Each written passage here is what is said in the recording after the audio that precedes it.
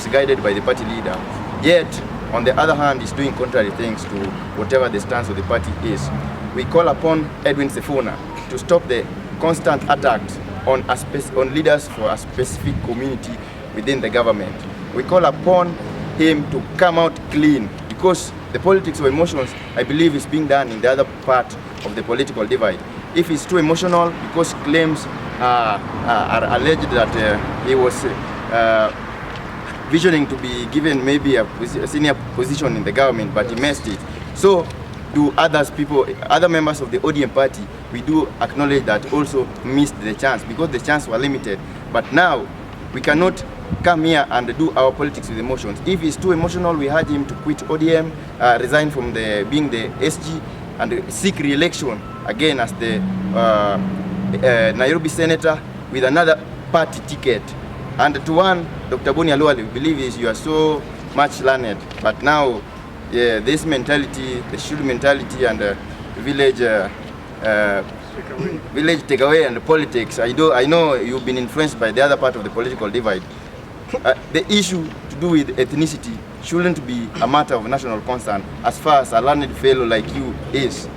We call upon you to, we rebuke all the attacks you've been giving to particular members of the government, and particularly the cabinet.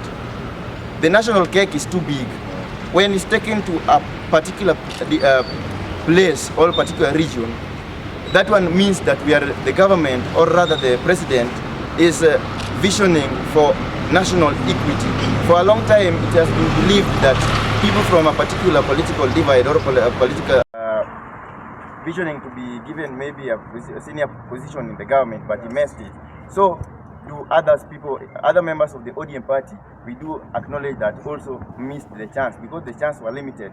But now we cannot come here and do our politics with emotions. If he's too emotional, we urge him to quit ODM, resign from being the SG, and seek re-election again as the Nairobi senator with another party ticket. And to one, Dr. Boni Khalwale, we believe you are so much learned, but now this mentality, the Shulu mentality, and village Secretary General of ODM, and you are in the government as your party leader, or you are in the position with the likes of Wamunyoro. Therefore, we call upon every member of ODM that time has come that we must now support the government with all our body parts. Comrades, power. Power. We have noticed of the recent past that now see hope. We see hope in the roads built, the piers being revived, the fish landing sites being constructed, the stadiums being built, the electricity being connected everywhere across the 4 Luo counties. We also see hope and pride in our sons and daughters serving in very critical positions in the government, like expert John Mbadi and PS Dr. Raymond Omolo. We take great offense that those sons and daughters who are serving with honor and dignity are being subjected to unnecessary ridicule by the likes of Edwin Sifuna and Boni Khalwale, while our politicians cheer and remain silent. Our position is Ruto and his government are good for the Luo nation. Whatever issues other regions may have with him, whether personal, emotional, we don't want to care. Kenya is for us all.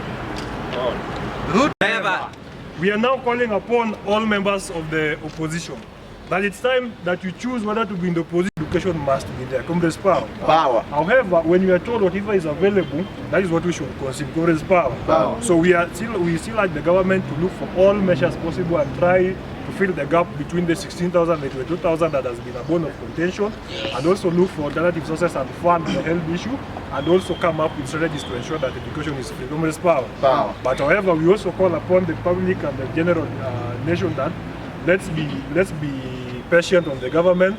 Let's not keep pushing the government to the wall too much that they have nothing to do but also to retaliate. a notion where every day wake up and this country must only speak politics. I believe it's high time that we must now speak development and how the country must move forward. We have other issues of national interest that we must handle. And we must not be handling issues of Edwin Sifuna and Boni Khalwale from Monday to Friday. I think they've trended enough for them to separate its affairs from the destiny of the Luo nation. A very false assumption is being made that wishes of ODM are similar to the wishes of the Luo nation. That is not the case. Long before ODM, the Luos were here. The Luo will be here long after ODM. Not very long ago, there was assumption that Kalenjin nation could not ascend to power without Kanu. There was a similar assumption that the Kikuyu nation could not ascend to the presidency without Kanu. The Kalenjin nation has gotten to power without Kanu in 2013, 2017, and 2022. The Kikuyu nation ascended to power without Kanu in 2002, in 2007, that is Kibaki, in 2013, 2017, and 2022. There came and there will be life without ODM for the Luo nations even after this. The Luo have to get realistic and look after itself now and into the future.